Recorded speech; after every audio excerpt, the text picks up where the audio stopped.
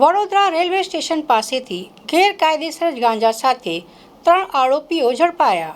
વડોદરા શહેરના યુવાનને નશાના કાળ ચક્રમાંથી મુક્ત કરાવવા અને માદક પદાર્થોની હેરાફેરી અટકાવવા માટે ચાલી રહેલી ઝુંબેશ અંતર્ગત સયાજીગંજ પોલીસને મોટી સફળતા મળી છે.